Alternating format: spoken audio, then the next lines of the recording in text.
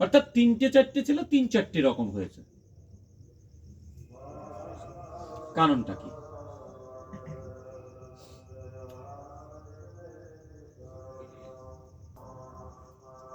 আমরা কি করি? বাস্তবিক কথা শুনতে খারাপ লাগলেও কামনা চরিতার্থ করতে গিয়ে সন্তানের জন্ম দিয়ে দিই।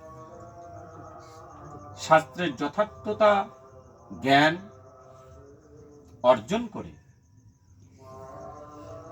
সুনির্দিষ্ট শাস্ত্রীয় পন্থা অবলম্বন করে সুসন্তানের জন্ম দেওয়ার জন্য আমরা কি প্রয়াসী হই? না। একমাত্র সনাতন সংস্কৃতিতে আছে, আদিকাল থেকে আছে। পুরাণ উপনিষদ বীজ একটাই, তাহলে পরে কেন সন্তান এরকম হলো? বলো পাত্র দুটো হয়ে গেছে, মা দুটো হয়ে গেছে, দুটো মায়ের চিন্তা ভাবনা দুটো।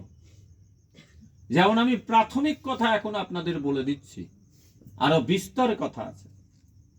গর্ভধারণ প্রক্রিয়াকরণ পদ্ধতি আছে, গর্ভ সংস্করণ পদ্ধতি আছে। এই যে সন্ধ্যাকালে এখন যদি কেউ গর্ভধারণ করে, তার গর্ভে রাক্ষস আসবে, দৈত্য দানব আসবে, অবধারিত। এটা শাস্ত্র বলছে।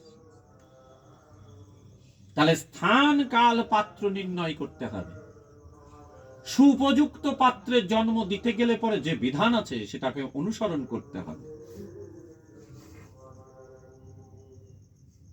একটি মাস যদি কেউ ব্রত ধারণ করার পর, ব্রহ্মচর্য পালন করার পর যদি গর্ভধারণ করে, বলিষ্ঠ সুপুত্রের পিতা হবে সে, বলিষ্ঠ সুপুত্রের মাতা হবে সে।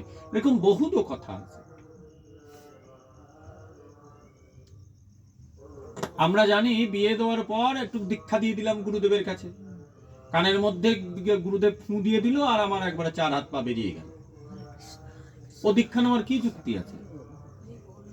দীক্ষা নেওয়ার পর গুরুদেবের কাছে সৎ জ্ঞান নেওয়ার জন্য আশ্রিত হয়েছে।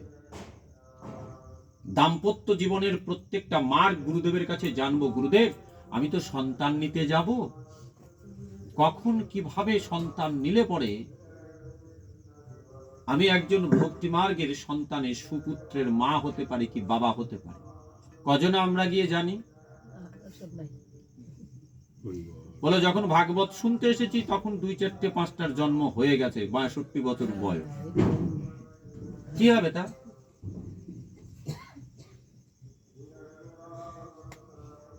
যখন প্রয়োজন ছিল, যখন জানার ছিল, জানিনি।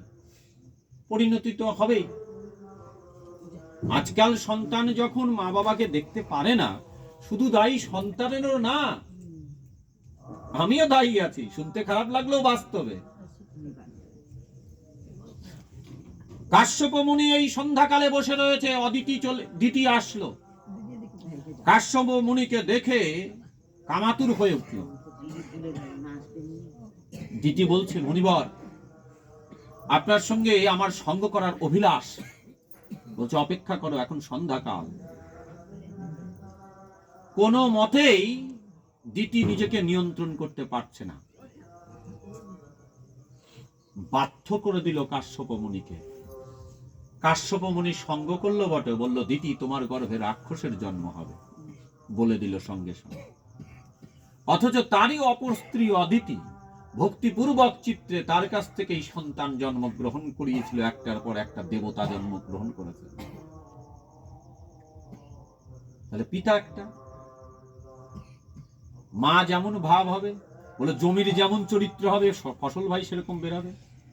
তাহলে মায়ের ভূমিকাটা কত বড়? মায়ের ভূমিকা নাই?